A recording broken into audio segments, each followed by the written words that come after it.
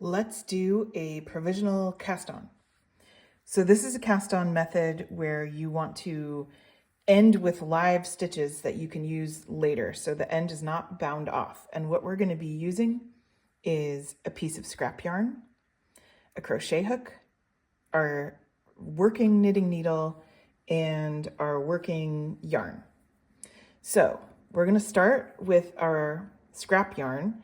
And what's helpful to start is to tie a little knot near the end. This is just so you know which end is which, nothing fancy. Then we're going to start with a slip knot just above that. And we're going to take our trusty crochet hook.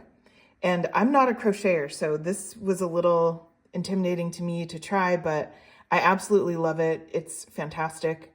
So don't be scared if you're not a crocheter.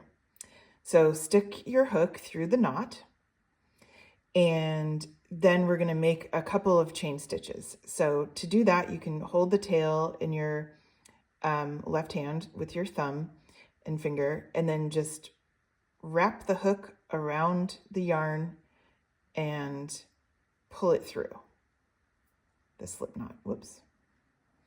So we're just going to do 2 or 3 of these, doesn't really matter. And then we're going to use this scrap yarn to actually do our cast on, and then we're going to knit into that with our working yarn. So I'll show you. So we're going to make an X with the crochet needle on the top, and actually you want the working yarn behind it. So you've got your crochet needle on the top in your right hand, and you can go ahead and grasp the tail with your left hand and your knitting needle and make an X with your needle behind your crochet hook, making sure the working yarn's coming out the back of your scrap yarn. And then we're going to wrap around this X. So wrap around the X and then pull it through your loop.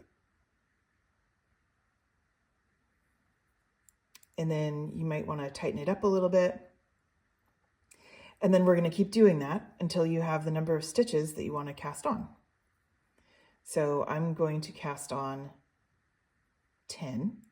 So you do the X with the crochet hook on top, wrap it all the way around, pull it through with the hook.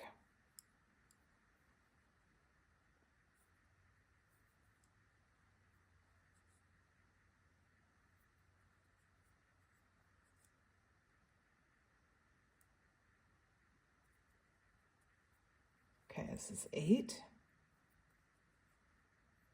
9, 10, and that's how many we want. So after you have the right number of stitches on your needle you've cast on, go ahead and pull the crochet hook to the back. This is just to get the knitting needle out of the way, and loop the yarn just around the crochet hook and go ahead and make a couple of chain stitches like that. So this is just wrapping around the crochet hook and pulling the yarn through the loop you just made. And I just do a couple of stitches.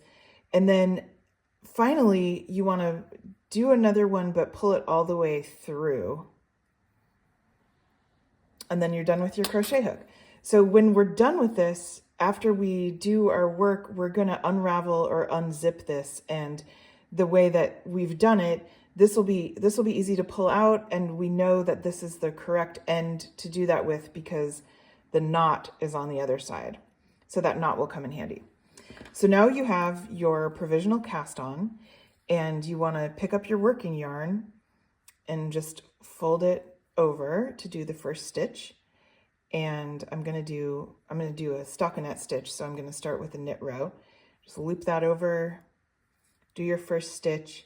And if you're like me, where you normally like to start a row with a slip stitch so it's neat, don't do that on the first 2 rows. Otherwise, you'll have the wrong amount of stitches when you're done. So go ahead and do an actual knit stitch there, and go ahead and do your regular stitch pattern, and you're good to go. The only thing to remember is just to not do a slip stitch at the beginning of the row. And That goes for the second row as well, because you're still working on your scrap yarn cast on. So I'm just going to go to the end here and show you. Okay, so this row is done. I'm going to switch over and do a purl row, and instead of slipping my purl as I normally would, I'm going to go ahead and purl it. So I'll show you what this looks like at the end of this row here. It's really wonderful for if you need to join your work with another piece of work, or if you're doing a tubular cast on, or a lot of great applications. This often happens in the armpit of sleeves. So here it is. You've got your nice little row of chain stitch in your scrap yarn, and it's really great to do this in a contrast color so you can really see it.